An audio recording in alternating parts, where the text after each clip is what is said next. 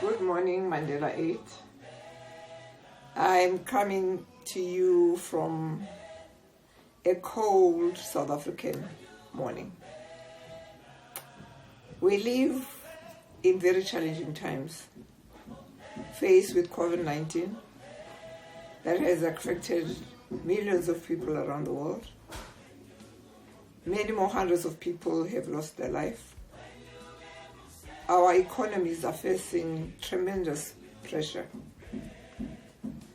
Also, we now have to look at our dark history, the history of racism, of intolerance, of inequity, of lack of social justice and human rights for millions of other people. However, we should not lose hope. We should know that all the answers are within us as human beings.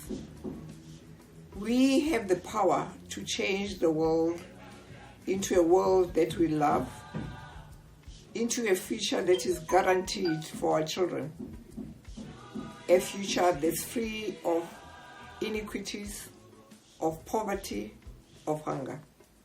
Drastic steps have to be taken to change our society.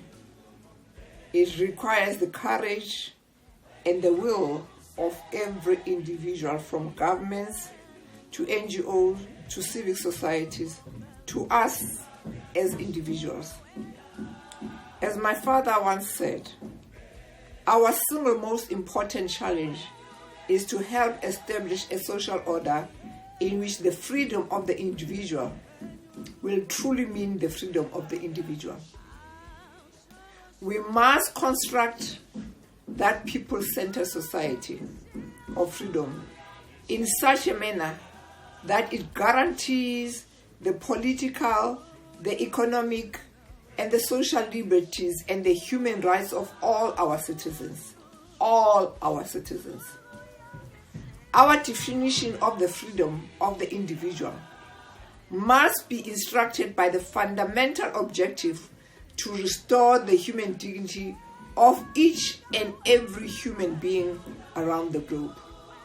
This requires that we speak not only of economic freedoms, but we truly commit to create a people-centered society of liberty that binds us to the pursuit of the goals of freedom from want, freedom from hunger, freedom from deprivation, freedom from ignorance, freedom from suppression, and the freedom of fear, which many black people in the US, in the UK, in Europe, and even here in South Africa live in fear continually. We should abolish that. These freedoms are fundamental to the guarantee of human dignity of all people. This is what we have to strive for, Mandela 8. And I want to say I'm very proud of you that you've kept the torch burning. And we should pass this torch to the younger generation. Thank you. The struggle continues.